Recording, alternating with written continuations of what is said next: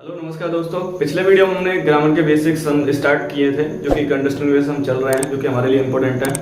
तो उसमें हमने जाना था क्या कहते हैं वॉवेल और कॉन्सोनेंट तक हम लेकर के आए थे। यानी सबसे पहली चीज़ आई थी कि इंग्लिश क्या है, तो हमने देखा इंग्लिश अपने आप में एक लैंग्वेज है।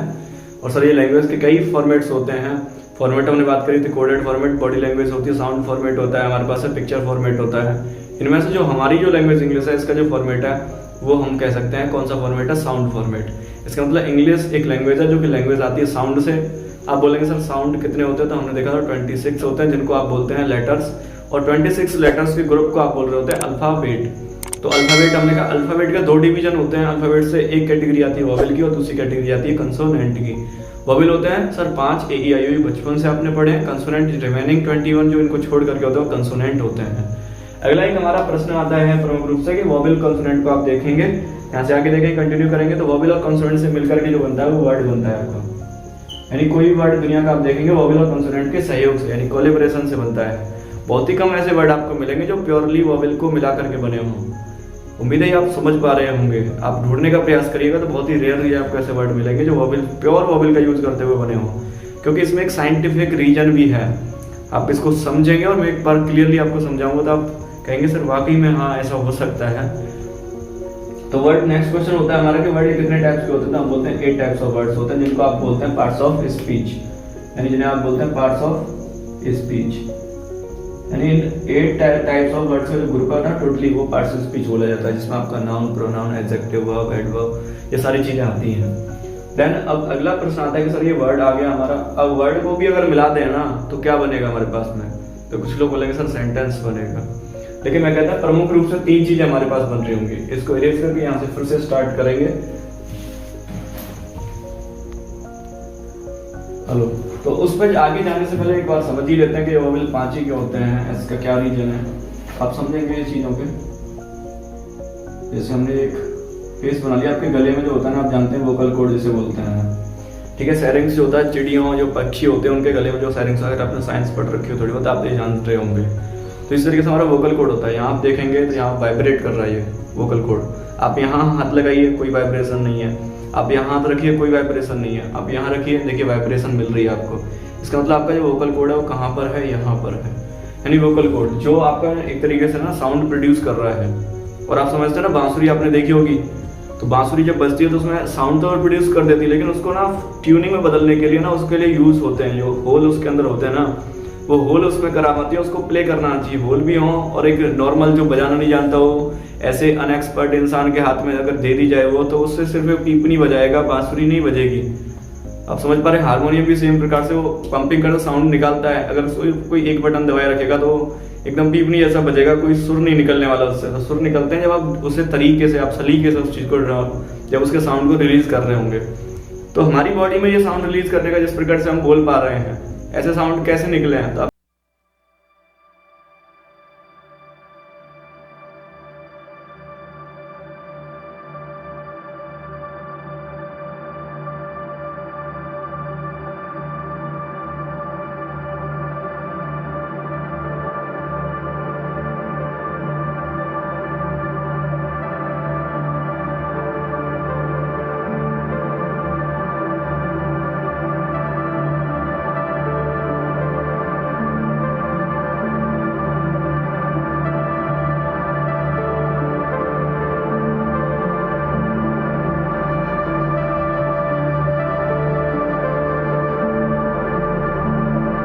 साउंड में परिवर्तन होगा। जो बड़े बड़े सिंगर्स होते हैं ना वो देखते हैं आपको इस तरीके से अपना सुर पकड़ने के लिए इस तरीके से कान को प्रेस करते हैं या ईयर प्लग अपने कान में लगाते हैं। इसका मतलब समझ रहे हैं आप, ताकि वो लोग सुर से ना भटके, सुर पकड़ने के लिए।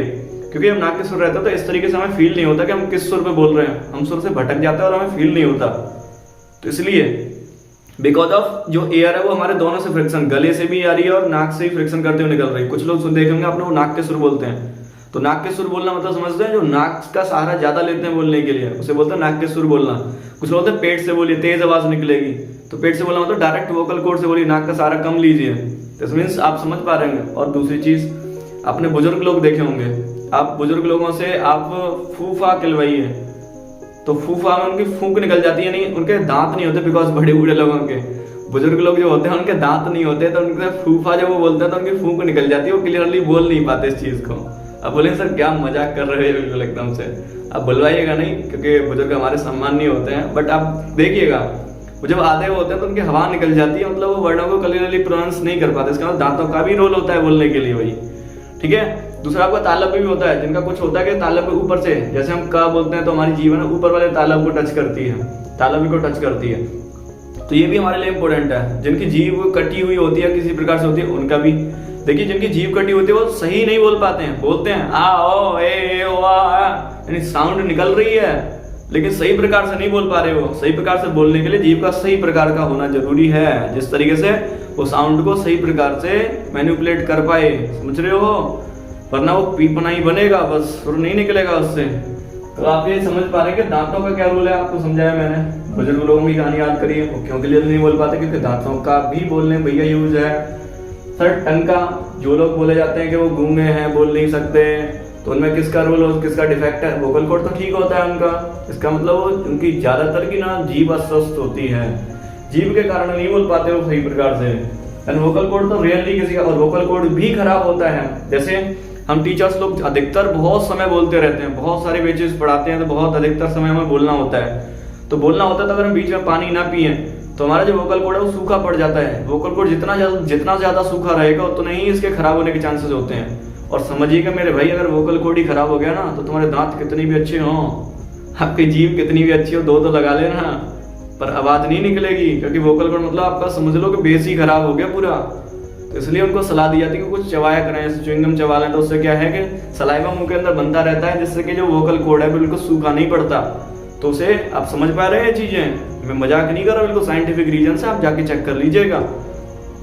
तो आप देख रहे हैं वोकल कॉर्ड का भी, तो वोकल कॉर्ड कम खराब मिलते हैं, पर होते हैं रियली जो ज्यादा जैसे मंत्रोच्चार करने वाले जो पंडित होते हैं, उनके भी कंसर्न रहता है कि संस्कृत के मंत्र उच्चार करते हैं, तो उसमें भी बहुत ज्यादा गले की एनर्जी का यूज होता है, वाइब्रेशन होता है पूरी बॉडी में, पूरी बॉडी वाइब्रेट करती है। इसलिए जानते हैं साइंटिस्ट, जो संस्कृत जो लैंग्वेज है वो सबसे ज्यादा मतलब कोडिंग के लिए भी इस्तेमाल करी जाने वाले सबसे ज्यादा मान्यता और इतनी स्पिरिचुअलिटी उसके साथ जुड़ी है, बिकॉज ऑफ इसी रीजन की वजह से। आप संस्कृत का एक श्लोक बोलिए, आपकी पूरी बॉडी वाइब्रेट हो जाएगी, यानी ब्लड का सर्कुलेशन आपकी पूरी बॉडी में संचारित हो जाना है, इसलिए।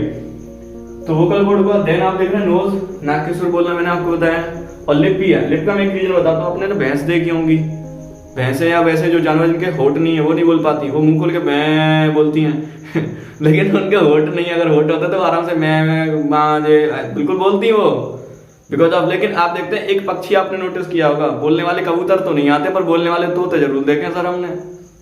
अच्छा क्या तकलीफ है, तोता बोल लेता, कबूतर क्यों नहीं बोल सकता? बिकॉज सर कुछ तो रीजन होगा, सोचिए, लिख के बताइएगा जरूर। चलिए मैं ही बता देता हूँ आपको। तो तोते का पता टेक्निकल फॉल्ट क्या है समझिए। तोते का आप शेप देखेंगे तो किस तरीके से आपको मिलना है, इस तरीके से आपका तोते का,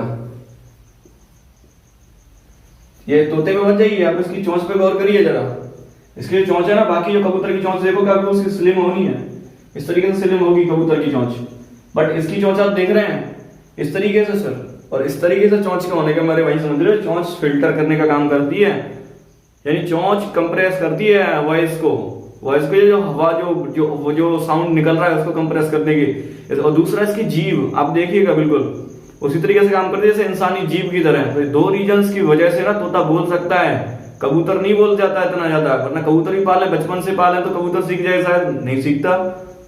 तो ये रीजन है तोते में और कबूतर में डिफरेंस। तो तोता बोल सकता है अगर उसके पास ये चीज होती है, तो इसका मतलब होठ का भी आप देखना रोल प्ले, ये एजा उसके होठ जैसा काम कर रहे हैं।